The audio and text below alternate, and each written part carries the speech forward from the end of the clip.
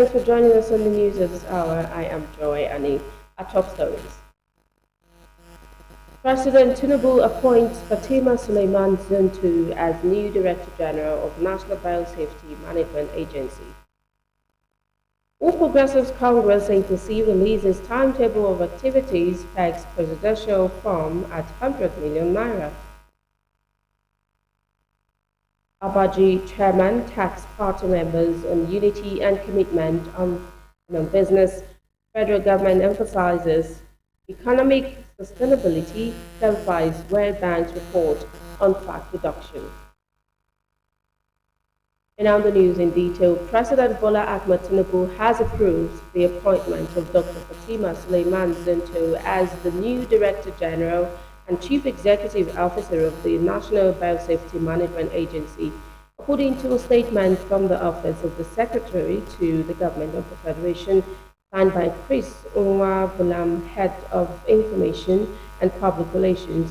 The appointment takes effect from April 16, 2026 for an initial term of 4 years in line with the provision of the National Biosafety Management Agency Act 2015.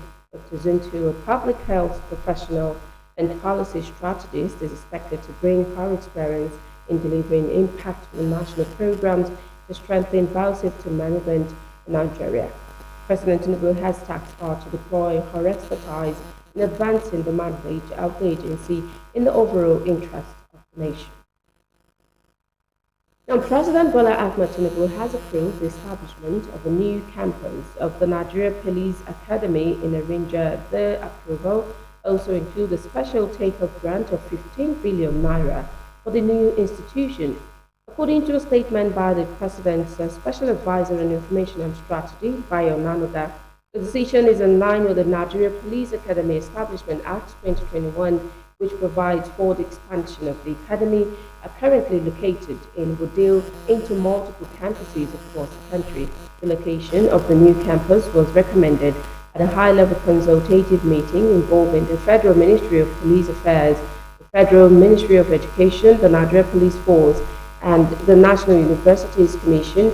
Officials says the expansion is aimed at improving training capacity, strengthening modern policing education, and enhance national security.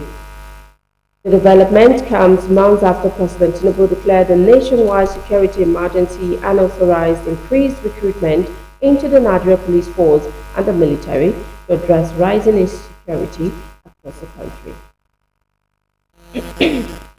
Now, the All Progressives Congress APC has fixed this presidential expression of interest in nomination forms at 100 million naira as it unveils its timetable and schedule of activities for the 2027 general elections.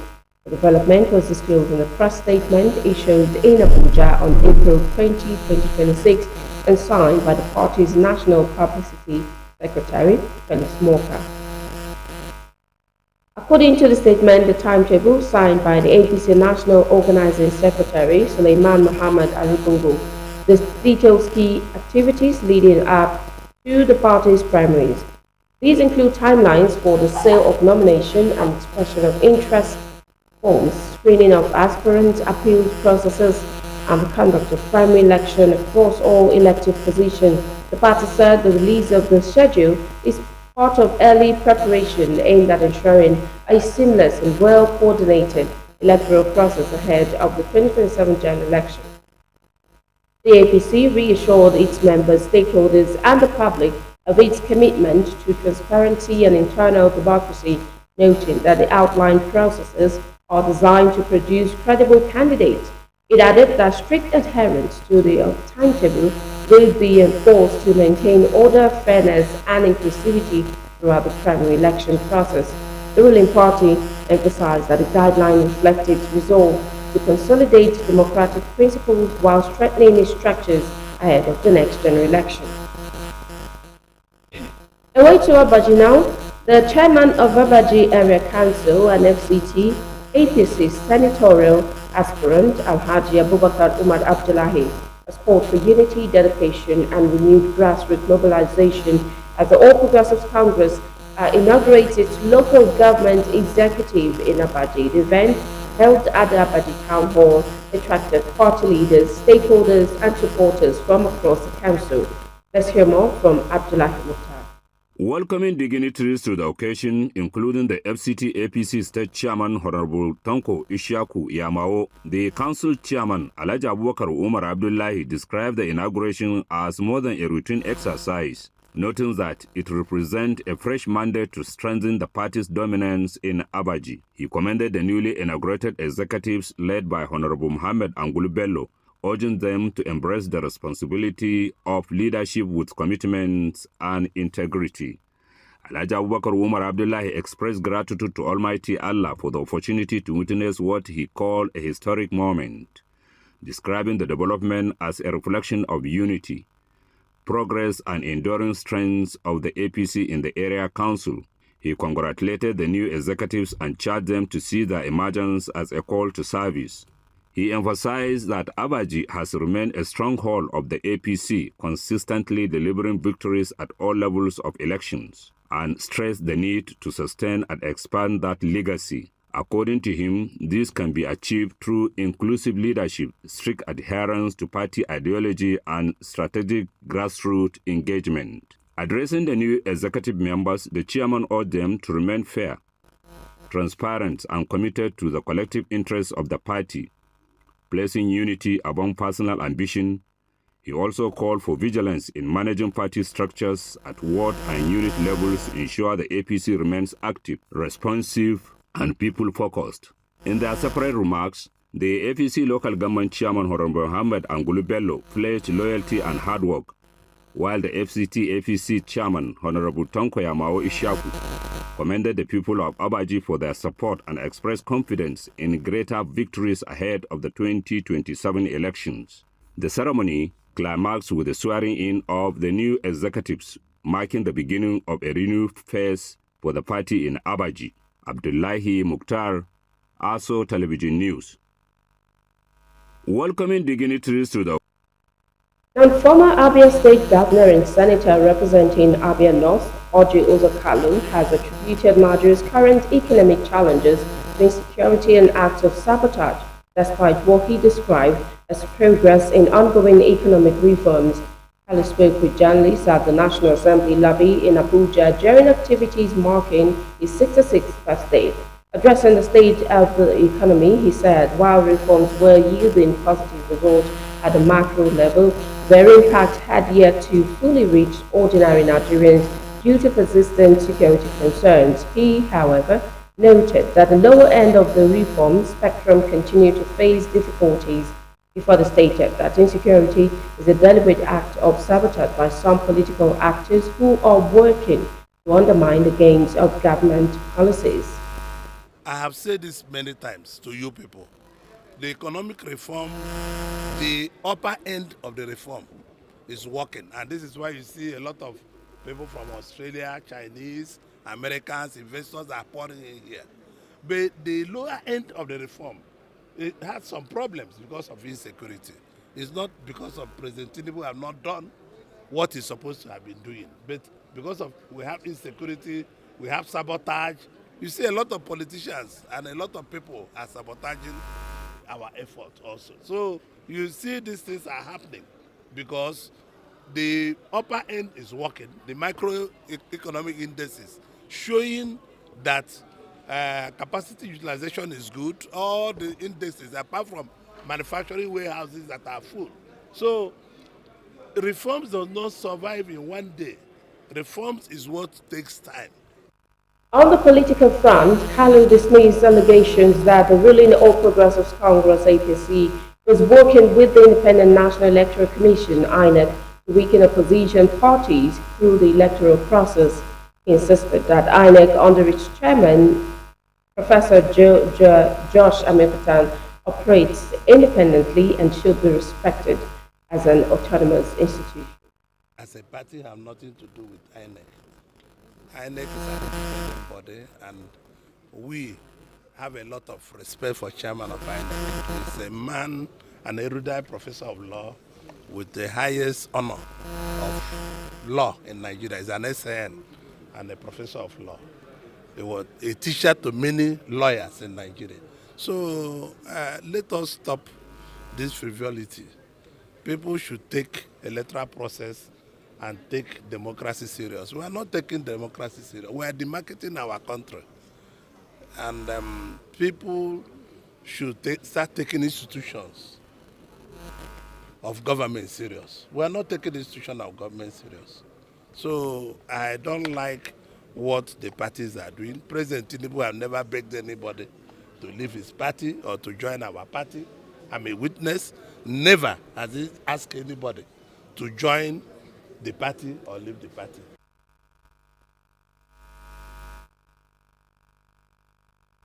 And now the Federal Road Safety Corps, FRSC, has handed over 1.12 million recovered naira from a fatal crash scene to the family of a deceased victim, reaffirming its commitment to transparency and accountability.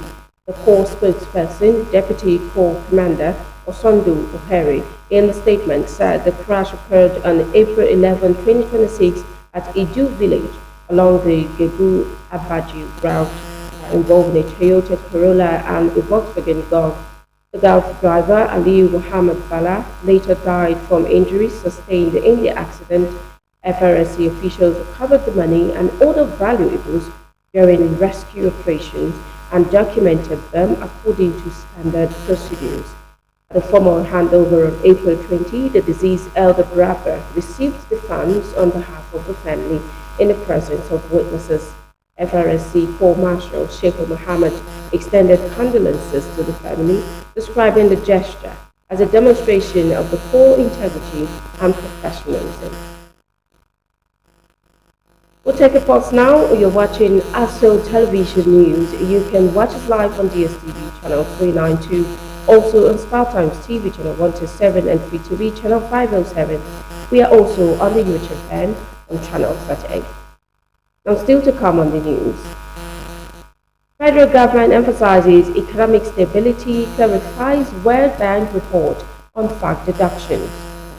So stay with us. Some things don't arrive. They've always been. Not for a day, for all of time. Until quietly something shifts. Moving from someday to now. Women are not honored in time.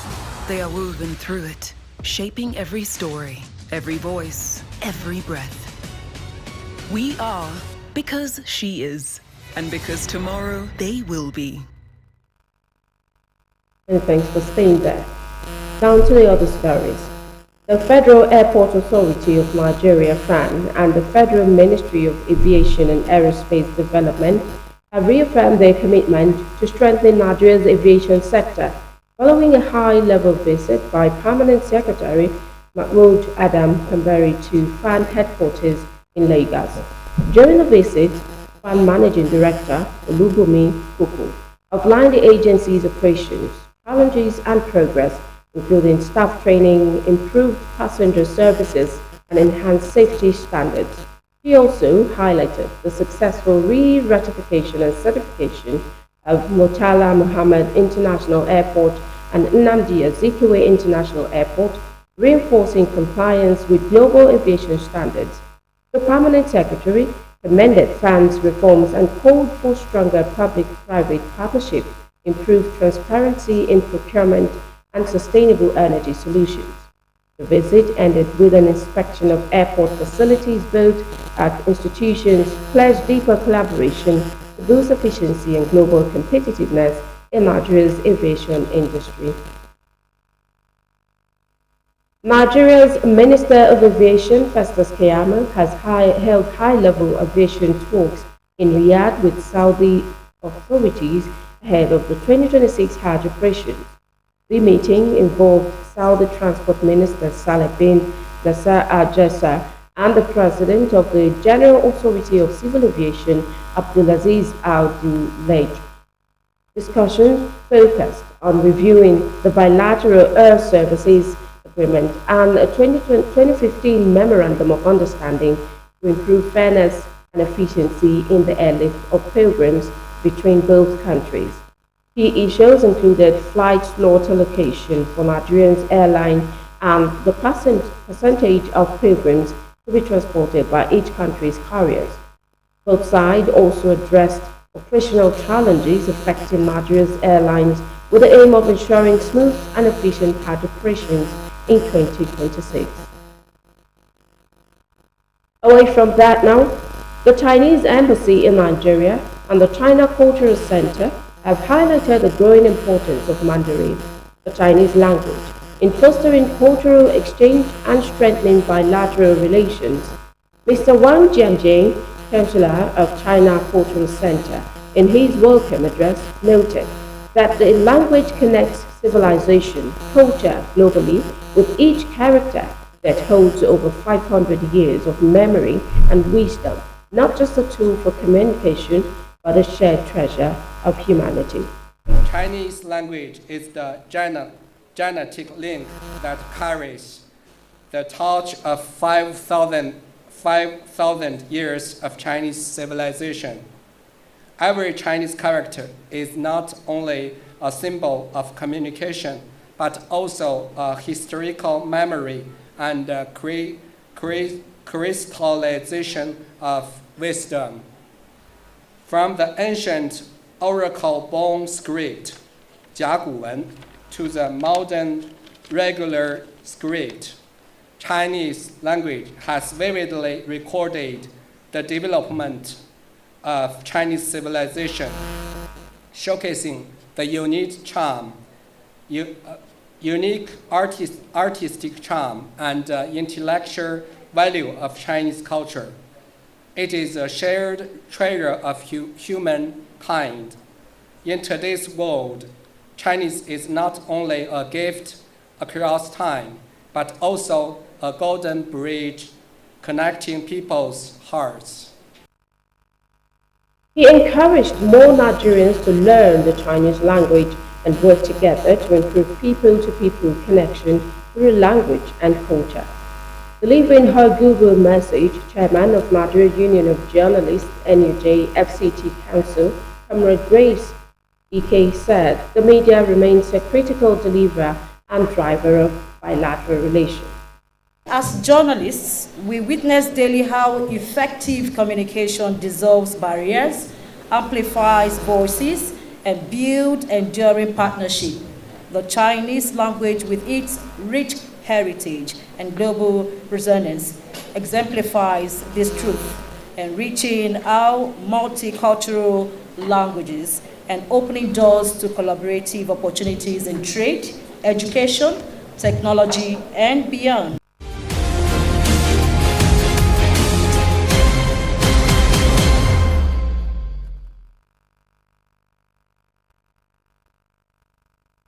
The 17th International Chinese Language Day, held during Grain Rain, is the traditional solar term that honors the legendary creator of Chinese character as an event that framed the language as a living bridge between history and the future. Away to business now, federal government has described as outrightly misleading and undesirable the recent report on findings of the current World Bank's Nigeria Development Update, the NDU report, by some media organizations in the country, claiming that a significant portion of Federation earnings is being diverted or constitutes hidden spending. Minister of State for Finance, Mr. Taiwo Oyedele, in reacting to the reported misrepresentation of the NDU findings, explained that the misrepresentation in the World Bank's analysis reflected a misunderstanding of the fiscal system. The minister emphasized that the misreporting in question, negatively characterizing the Federation Account Allocation Committee FAC deductions as waste or missed funds, is incorrect. Mr. Oyedele listed the FAC deductions as presented in the World Bank report to include statutory transfers, savings and investments, security-related expenditures, cost of collection charges, refunds of ministries, departments and agencies, and transfers of international and intervention to subnational. According to him, refunds and transfers to state and other tiers of government were not leakages, but represented legitimate fiscal flows, including repayment of obligations and statutorily backed allocation, while assuring that Nigeria's external position has strengthened significantly with improved reserves and a current account surplus. It disclosed that debit indicators have improved, including a decline in the debt-to-GDP ratio, the first in over a decade. Now, the Economic Community of West African State Commission has intensified efforts to combat drug abuse through the donation of medical and operational equipment to the Adamawa State Specialist Hospital and the National Drug Law Enforcement Agency in Yola, Adamawa State, Nigeria. The intervention, worth over 200 million naira and delivered on April 17, 2026, aimed at strengthening treatment infrastructure and improving rehabilitation services for persons affected by substance use disorders, with stakeholders calling for sustained collective action to address the growing public health challenge. In a related development, the Regional Coordination Unit of the Regional Electricity Access and Battery Energy Storage Technologies BEST, the project, has conducted an audit in Mauritania to assess progress and implementation quality of the program. The exercise, led by the ECOWAS Directorate of Energy and Mines, took place from April 14 to 19, 2026, focusing on compliance with project timelines and the quality of installed battery energy storage systems aimed at improving electricity supply and grid stability. ECOWAS officials say the assessment is intended to ensure that the equipment can effectively deliver electricity to households in Mauritania, in line with the project's goal of strengthening power system stability, expanding access to grid electricity, and enhancing renewable energy integration within the West African Power Pool.